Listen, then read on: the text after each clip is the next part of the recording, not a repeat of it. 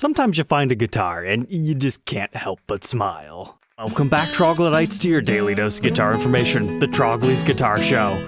I finally get to talk about this guitar because after a struggle of 4 years to sell it, it finally sold. That's right, we're talking about the 2000 Gibson Les Paul electric guitar, Collector's Dream.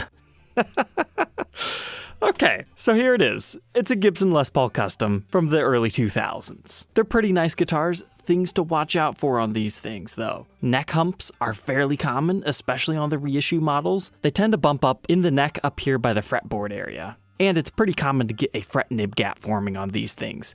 But this is a limited edition, kind of promotional model. So let's go ahead and get our first glance at this thing. First off, it has a mix between a bird's eye and a quilt maple top. It's actually quite stunning. It has a teardrop-shaped honeyburst finish with black plastics in all gold hardware. We can tell it's got an ABR1 bridge, and it has the historic style top hat knobs on it. So that means this is likely some sort of a 68 reissue would be my best guess on these specs. Because you've got to remember, in the year 2000, all customs were not custom shop yet. I believe it's around 2003, 2004 when all customs finally get moved to the custom shop. But before then, it was only like the reissues. So that's why I think this one's probably built to 68 specs, which means you've got the ABR1 bridge, you'll have a long neck tenon in here, and you'll have the maple top versus the mahogany top of the 57 reissues. So it's a pretty nice looking custom, I think you'll agree, but then you get to our fretboard. Why do we have chicken feet on here? Is this a chicken foot signature guitar? No, that's this Explorer in Les Paul of Sammy Hagar. He's got an invisible one of those on the Explorer that you can only see at certain lighting situations. One day we will document the Red Rocker Explorer. Those things are just a little bit hard to find. But then I think we need to go back to our pickup covers.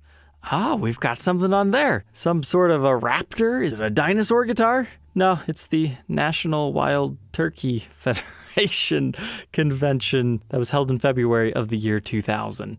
Okay, this is an official turkey guitar. You know, I guess I probably should have saved this episode for Thanksgiving because that's almost perfect right there. But no, it's just so interesting. Like, I'm sure a bird watcher might enjoy this because, yeah, it's a turkey foot on here, but you could just interpret it as whatever you want it to be. Now, unfortunately, the back photos aren't so good, but we can tell it's a mahogany back with a mahogany neck. You've got your custom shop decal back here, and it appears to be all original. So this thing falls into two categories I love: animal-inspired / influenced guitars, as well as the promo guitar history. So first, let's talk about animals. I'm just going to name a few of them, but these things always seem to turn out fantastic. So like the Guitar Center exclusive Bats in Flight model, in both acoustic and Les Paul variations. They had the cool bats on the fretboard, maybe a little bit goofy looking, but it was pretty nice. But regardless of how you feel about that, the headstocks were awesome. The Rhino Les Paul Custom, even though it doesn't have a rhino on it, still kind of counts within the animal-influenced ones, because we had the introduction of the Apex head carve, which looked like a rhino horn. Why not make it a nice satin gray, as well as gloss gray variations? Only about 25 of each of those were made. You've got the big introduction of these, the Black Widow Les Paul, that actually has the Black Widow spider on the back and was the birth of the whole widowed concept. And you can also follow that up with the Cobra burst. That's got the Cobra on the back as well as a stinger. Among any of these other models, there are a lot of animal-influenced guitars out there, and they're so cool to me. But then you've got the promotional guitars. So late 90s, early 2000s, any company that wanted a signature guitar, Gibson was like, yes, we'll take your money and make you these things as either gifts for employees. Some of them actually got sold or given away. I mean, Gibson still does a little bit of this yet today, like with the Lexus Les Paul that they just recently did, but definitely nowhere near as prominent as it used to be when we had things like the Donzi Les Paul, which had no right to be as good as they were. Check out the videos. There's a reason I always bring those things up. They're awesome. Underwear signatures. The Gibson promotional Gibson Les Paul. All of the NASCAR guitars, including the NASCAR car guitar. So needless to say, blending all these kind of in together just made me kind of excited. But this thing sat on eBay for the better part of 4 years as far as I can remember. I mean, it's just such a very niche guitar. It looks like it's actually been played if you look at it right here, so it might not be in the best of condition, but it's kind of one of those ones where, you know, if you could pick it up for like $3,500, you'd be laughing, right? But it was listed at $8,000 USD. Now, people can ask whatever they want. Do I think it would ever sell for that much? No, but I was proven wrong. In case you guys don't know, you can actually find out how much things have sold for, even if it is a best offer accepted. I just use a site called watchcount.com. I've used them for years. You type in the number and it will show you. And according to these guys, 8,000. Someone paid full asking price. They found their right buyer, and it was a collector's dream for them. They got the Turkey guitar. I don't regret not buying it, but that's just such a fun guitar. I had to share it with you guys. From a cool period in time in Gibson history to their willingness to do fun, unique, exotic things, even just as one-offs. This Gibson Firebird showed up today, and it's for sale by Lonnie over at Creamtone Music. You might know him for his aftermarket parts that a lot of people enjoy. But when I saw this, I thought, 76 Bicentennial Firebird in Capri Orange or something crazy and attacking. It's like, that has to be a refinish. So I had to click on his listing. He's got a beautiful backdrop here, a nice wooden table. That thing just looks bright orange. But then I get to this photo and it's like, what? I got catfished on it.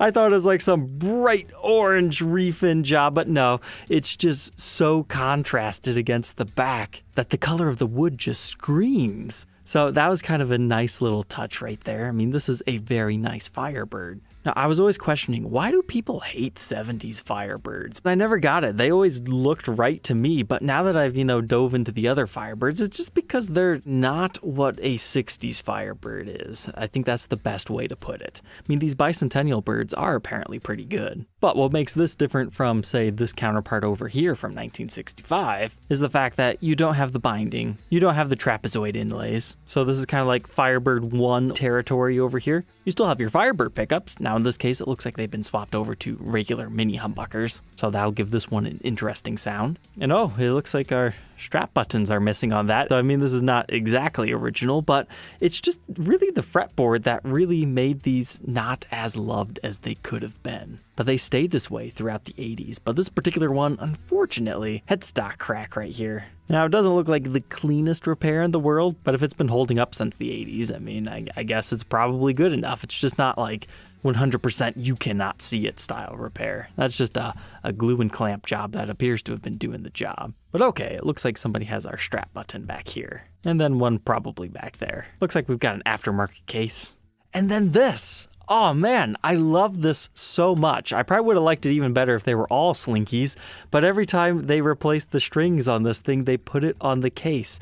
And that's just such a cool, like, 80s vibe to it, black and pink, kind of like a checkered board-like design. Oh yeah, that'd be cool. Alternate it every other time. But what I bet that started life as, every time they would change the strings, they would just glue it on so they knew, okay, I like those strings, let's keep using it. So at some point in time right here, they decided they wanted to try the different Slinky set. But that is a mod I do approve of for a vintage case. So it's listed at $3,000. So we've got some replaced parts and a headstock crack. I mean, comparative to everything else on the market, it seems like an okay price. So we'll have to see what it does end up selling for. But unfortunately, there's a bit of a sad story behind this. The local musician who loved to play this thing, he passed away a few years ago. So his wife contacted him to help him sell some guitars. Next up, I thought this was kind of interesting. A Gibson 100th anniversary medallion from 1994. 94 is a great year for Gibson. It's the first official full year of the custom shop. I mean, it technically started in late 1993, but things were very transitional in 1993 into early 94. So when they finally solidify, they do the whole Centennial Edition guitars, and they came with these things, and you would find similar case candy to these. It's just a very special time in Gibson history because they were doing like the ultra highly flamed figure tops. It's the birth of, custom shop reissues. We're finally out of the prehistoric era. I mean, for example, here is one of the monster tops known as McAllister. I mean, it's in 1994 and it apparently sold for $20,000. I mean, Tom Murphy was a part of this era too, so I think that helps it a little bit, but there are some great guitars from this era. And it is pretty much the end of the custom shop edition decal. Kind of depends when in 94 the guitar was built, if you had it or not. So seeing one of these things for $20, I was like, all right. But then you said he's got 90 of them. I was tempted to pick it up until I knew that, because it just makes me think, are we sure these are legit? I mean, the story seems to make sense. They made too many, so they purged it off. So I've noticed somebody's been doing that with posi lock strap locks. However, I really fear people are just making replicas and selling them as new old stock. Now this, it's very well might be legit, and I might want to buy one, but I thought it was cool to see it show up. But I think that is going to wrap it up for today. Thank you, Troglodytes, for tuning in. Don't forget to like, comment, and subscribe, and we will catch you tomorrow on the next episode. Take care.